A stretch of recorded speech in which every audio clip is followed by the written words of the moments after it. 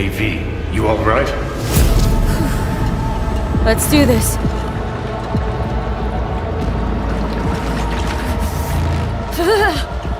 Give out what this is.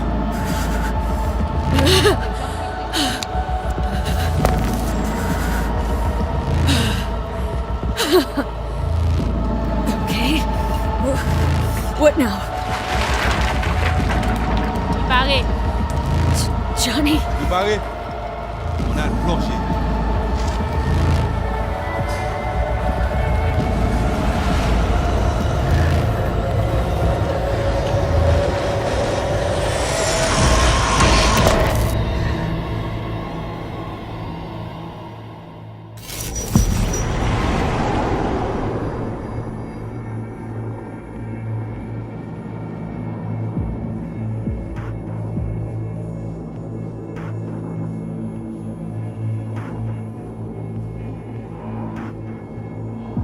Where are we?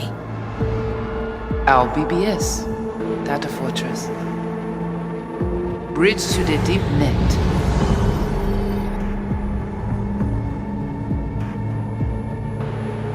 Beyond, there are no borders.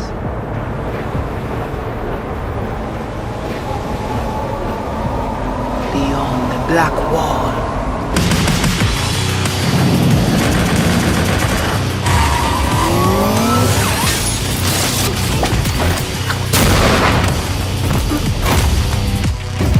Welcome to the Cyberpunk 2077 2019 Deep Dive video. In last year's gameplay reveal, we showed you our vision for the world of Cyberpunk 2077, its quests, Stop where you are! and visual design. This year, we'd like to give you a peek at some of the playstyles you'll be able to adopt as your character progresses through the story. Here goes nothing. You're about to see sequences embodying two distinct approaches to playing Cyberpunk. We'll show you a strong solo build, that is, a character who focuses on employing blunt force and taking instant action. And a netrunner build, a playstyle taking frequent advantage of stealth tactics, hacking, and battlefield control achieved using malicious software. Additionally, you'll learn more about Pacifica, one of the game's districts, two gangs, the Animals and the Voodoo Boys, and you'll see glimpses of Johnny Silverhand, the digital construct who haunts our main character, V. A word of caution. Given that the video covers a section of the game deep into the main storyline, we have edited the footage to contain as few spoilers as possible. Be aware that the gameplay as presented does reveal characters and locations you'll see while playing the game's main story arc, so watch at your own discretion. Where are we headed? As per Wallace's campaign promise, and I quote, This way. In this video, you'll experience a segment of a quest from the middle of the game. We're currently in Pacifica, one of Night City's 6 unique districts. No Pacifica well. Nah. You guys aren't exactly great at rolling out the welcome mat for outsiders. It was designed to be a tourist hotspot within the city. As you can see, this didn't pan out. When uncertainty struck the global economy, investors pulled their funding, leaving most establishments unfinished. It's one of those places where expectations and reality collided, resulting in a heap of disappointment. Ongoing gang wars plague this part of the city. Outsiders don't come here if they don't have to.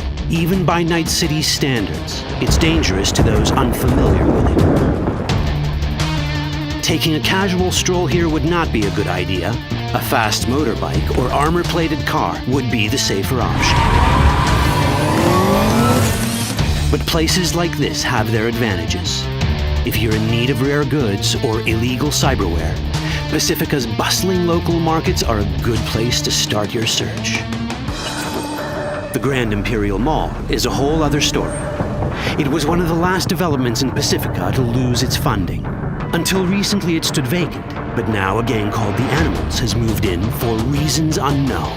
Something's not going right for the big guy up top. And that's what we need to learn in order to earn the trust of the Voodoo Boys, the Animals' rivals. What the hell? Could fucking tell me what you plan to do first. You take job. You do what I say. So you jack in now. Of the many gangs in Cyberpunk 2077, the Voodoo Boys are the most skilled at using the net. You have now seen the Rezo Agwe, our subnet. Why? What for? You are my vessel now. Through Agwe, I see what you see, hear what you hear. This mysterious gang of highly skilled netrunners has close ties to the local Haitian community. You are V? We have been waiting. Haitians settled in Pacifica in the 2060s after natural disasters struck their island and forced them to emigrate en masse. The Voodoo Boys gang formed around this same time, though at a smaller scale. Now the gang effectively rules Pacifica.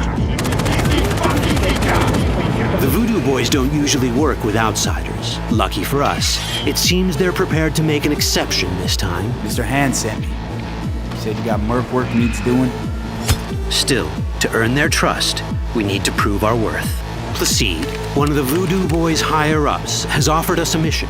We need to infiltrate the Grand Imperial Mall, currently occupied by the Voodoo Boys' deadly enemy, a gang called the Animals.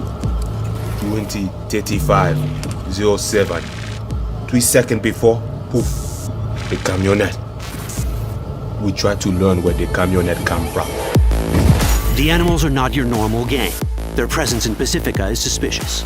They value might above all else and wear melee combat implants to raise their prowess in combat. Their beverage of choice is juice, a potent strength and speed-enhancing concoction. As sought-after bouncers, they're usually dispersed throughout town. As skilled street-level business types, they've cornered the market in illegal substances and underground live-or-die prize fights. When they converge in one spot, it's for something big. It's then they appoint the fastest and strongest among them as their ad hoc leader. In this case, it's a woman named Sasquatch. Said you wanted my bed. It's insane. No. As far as I remember, you said no bone brain buffaloes on steroids. Afraid that's the cost of doing biz. This is the tech Placide was talking about. It seems non-standard for the Animals. And this is where we come in. Getting to the van won't be easy, but we're more than qualified for the job, which we can complete in one of many ways. The character creation in Cyberpunk 2077 is the kind you'd expect from a full-fledged RPG. You start by choosing your past, important because this unlocks special options at important story junctures. You also fully customize your character using a deep customization system that spans not only your look and style, but also your abilities. Cyberpunk 2077 does not feature fixed classes. Instead, it has a fluid class system that allows players to mix and match a wide range of abilities to suit their playstyles. You can create a strong solo character, a skilled netrunner, or any other hybrid class you can imagine.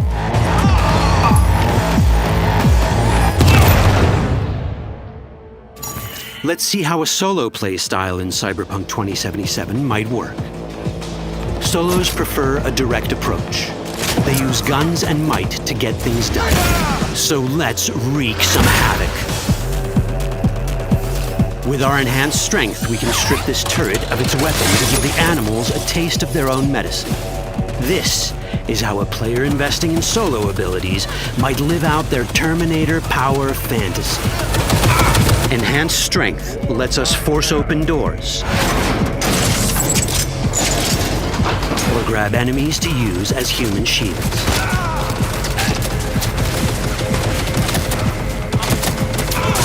We also gain access to powerful melee combat cyberware. So even someone as fast and strong as Sasquatch, the leader of this group of animals, is not impossible to beat for a solo. But Sasquatch has a different game plan. She's out to jack in and hack us. Let's see how this plays out. Ready for some fun? Proceed. What's going on?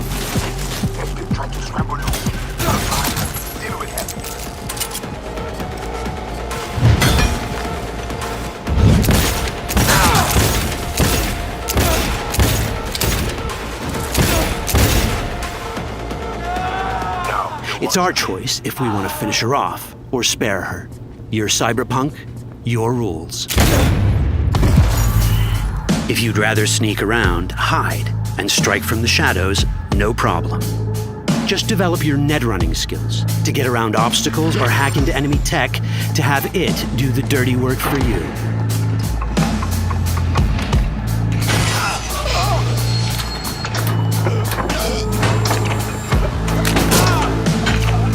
Net running abilities mean hacking skills that let us use our cyber deck to breach access points. For this, we fill the buffer of our cyber deck with a string of instructions represented by these letters and numbers. Matching the instructions for basic access grants us control of devices connected to this network. The more instructions we match, the more control we gain over elements in the network. We can hack our way through in numerous ways. A quick hack may grant us control of the security camera. Another one should let us tweak the difficulty of the training bot to create a distraction.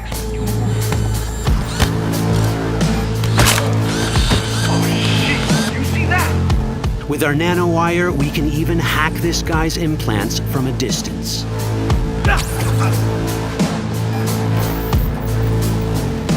In this world, almost everything is connected to a local network.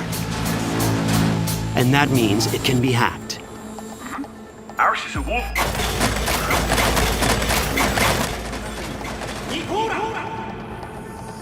Which brings us back to cyberspace.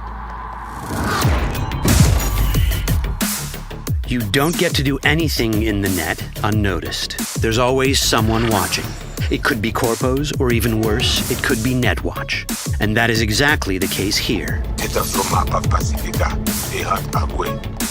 Who is they?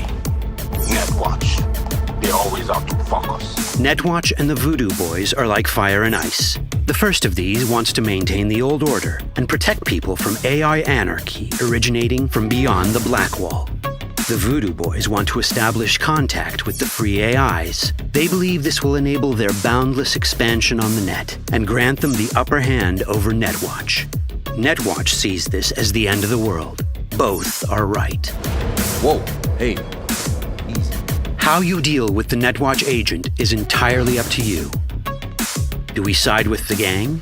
Choosing to be on Netwatch's bad side is never wise. But can we really trust the Voodoo Boys? You set me up! As you can see, we have many possible options. But in each case, we take a risk. Think I'll just stick to my plan.